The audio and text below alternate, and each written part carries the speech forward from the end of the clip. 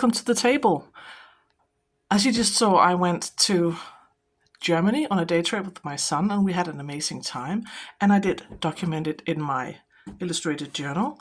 And I want to show you the pages, but I also want to talk about keeping an illustrated journal and why I love keeping one and why I see it as a cornerstone of my creative practice.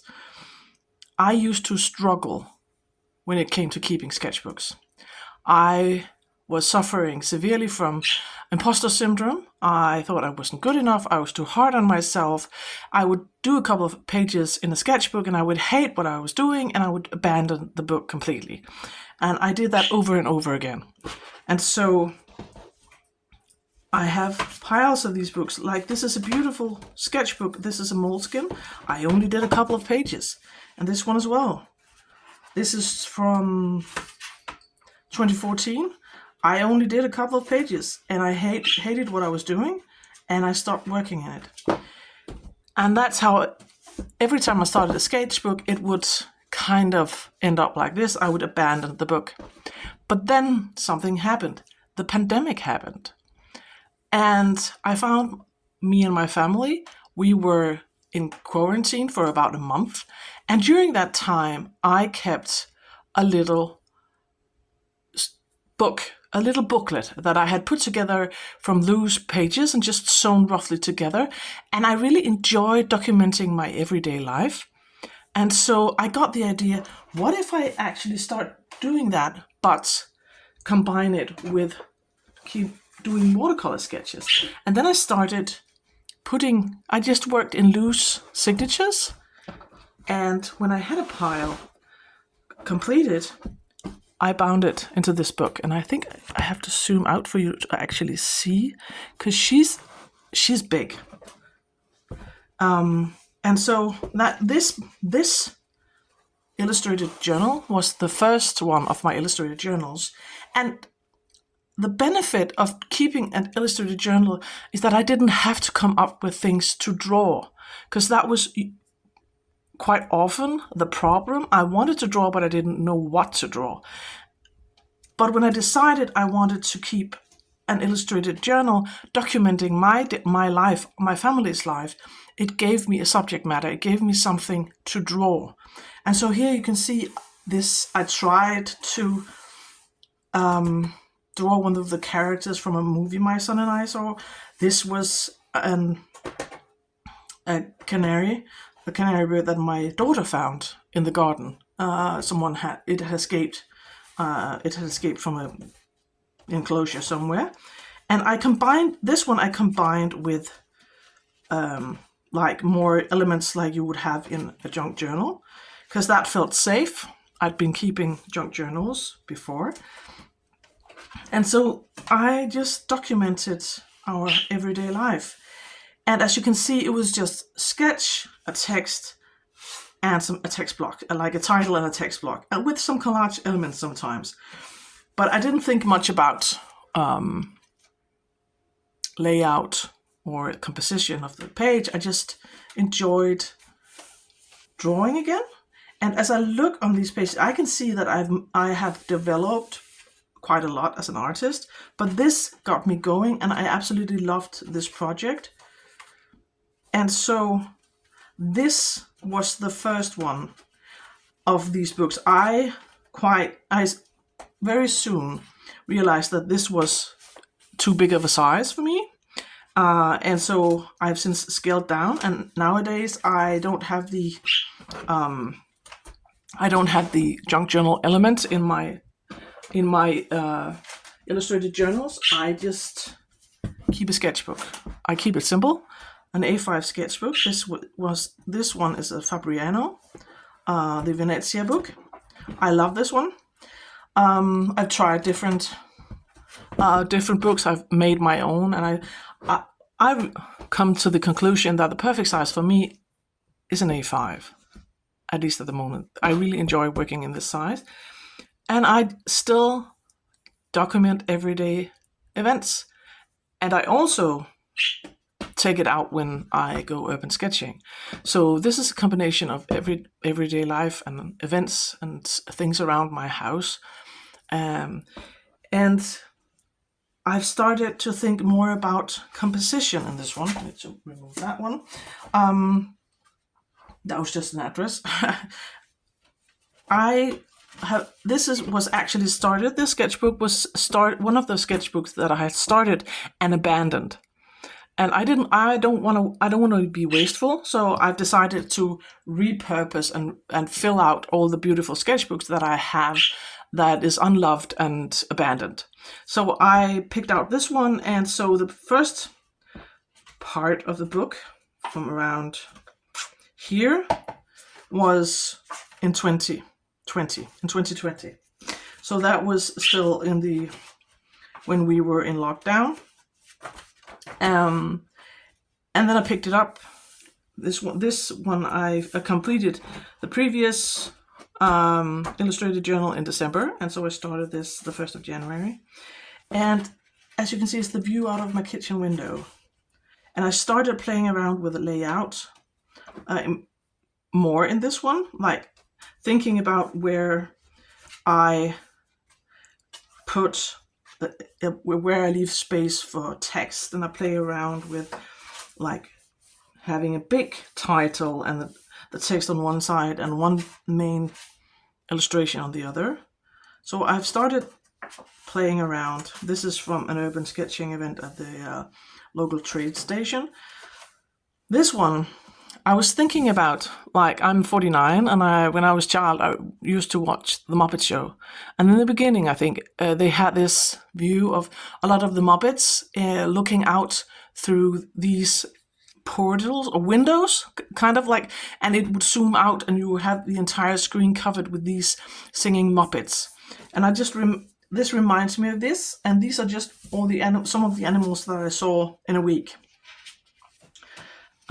This is my grandmother. She's 97, her living room.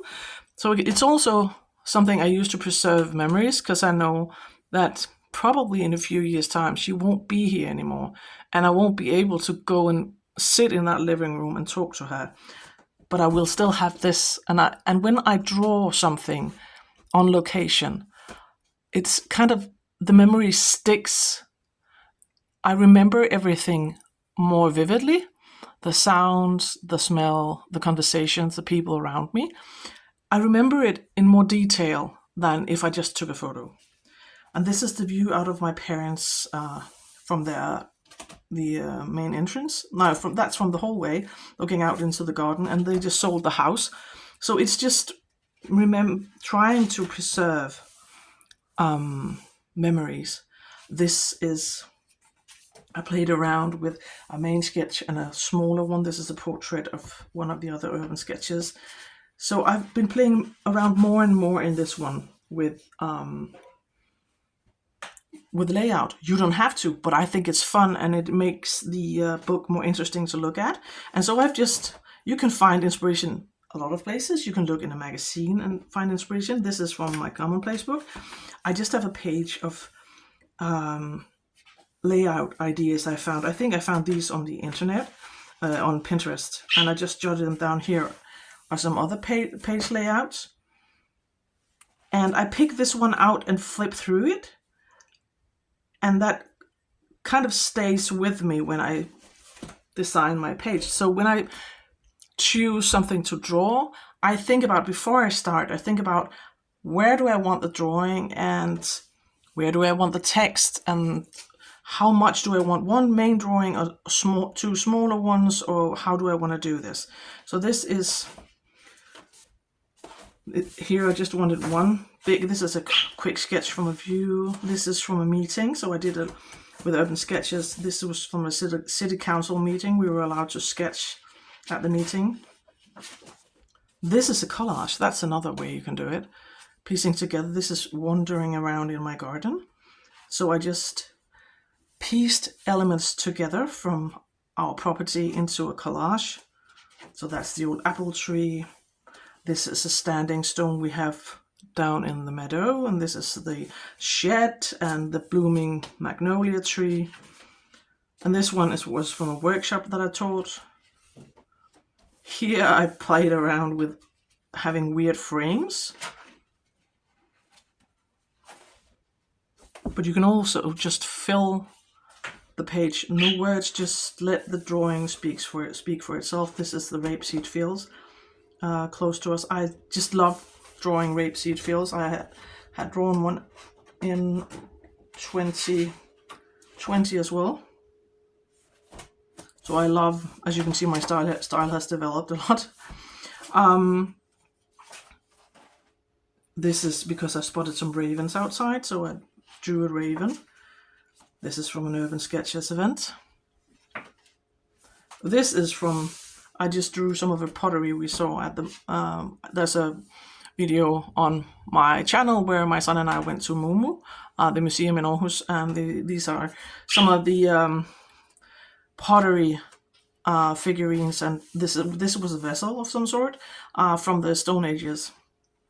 So I drew those two. This was my son's favorite, this thinking guy, so I drew that one. And this brings us to the one from our trip to Germany. We went to Hedeby or Haithabu, which there used to be a huge Viking settlement or town in that area.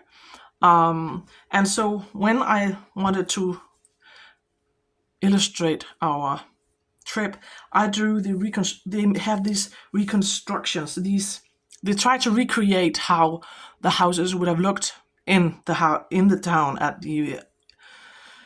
at its height, when it was a thriving city where people would come, and there was a lot of trading and people coming from all over the world to trade, or all over that part of the world to trade.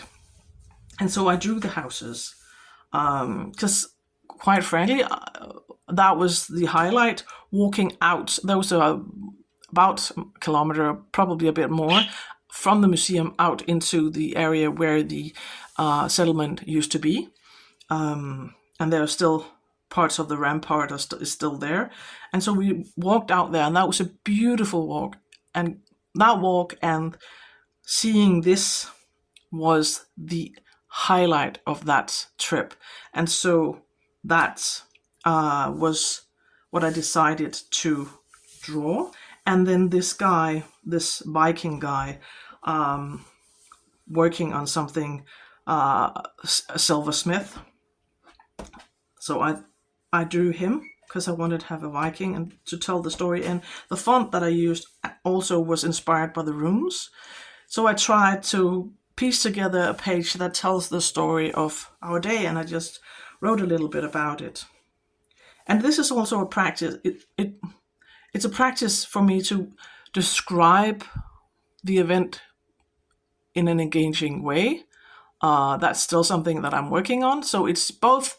It's a drawing practice.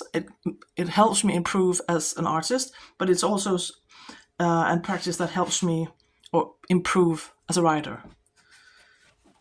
And I also decided to, because when we cross the border, we usually shop in one of the German supermarkets for stuff that we can't get in Denmark, like sweets and tea and sodas that you can't buy in Denmark, because it's fun. It's fun to try out new things.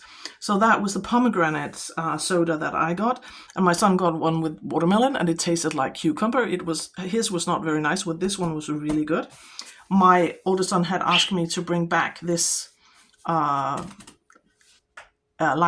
Nutella, that chocolatey spread that you would put on your bread. This one is white with white and dark chocolate. He asked me to bring a jar of that back home for him, and I did. And these like bonbons, or is something that my grandma used to have. So I really like them, but it makes me think of really old people. It makes me feel a bit old when I buy them, but I really enjoy those. So I document that as well. So it can be drawing stuff that you taste and writing about it. It can be food that you tasted. It could be the laundry pile in your that tells a story about, because we have 3 kids living at home, so we are 5 people, and we have that Mount Washmore pile of clothing that never seems to get smaller. I could draw that. I could draw my shopping haul. I could draw instead of being annoyed when I walk into the hallway and the kids have thrown their shoes everywhere. I can sit down and draw it, because in a couple of years they won't be living here anymore.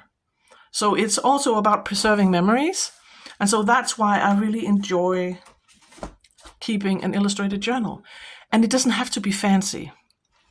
You don't need a lot of supplies. You can just grab a cheap sketchbook and a pen, and that's it. You don't have to use watercolors. You can just start by drawing. I know Danny Gregory has written some amazing books about illustrated journals. And he started out using only a pen and a sketchbook. So you don't have to use watercolors. I just wanted to improve as a watercolor artist. So, and already looking back at these memories from 2020, it makes me feel nostalgic, and it helps me to remember stuff that I might have forgotten otherwise. My son went through surgery, and as a surprise for him, my husband and I filled this jar we had with treats. And I had forgotten about that part of it. Of course, vividly remembered his surgery, because that was a big deal. But I had forgotten about the having that surprise for him when he came home. So these are from my parents' garden, and then they will be leaving this house. Actually, this summer is the last summer in the house. They've been living here for 30 years. So I really treasure that. So this page is, my grandfather passed away years and years ago, around 2000. But one day I sat down and I thought, what could I draw that reminded me of him? And he was born in 1906, and he was a farmer, and he was a farmer in the old-fashioned way.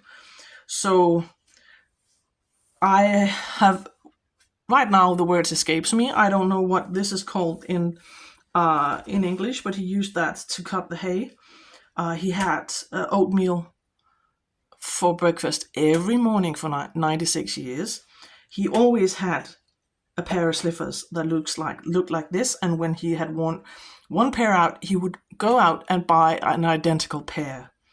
And I also tried to draw a sheep, because he had sheep, and particularly really fat sheep reminds me of him, because he had this huge sheep called Alma. And so I tried to document a trip down memory lane. And so I encourage you to try and keep an illustrated journal, because it gives you something to draw.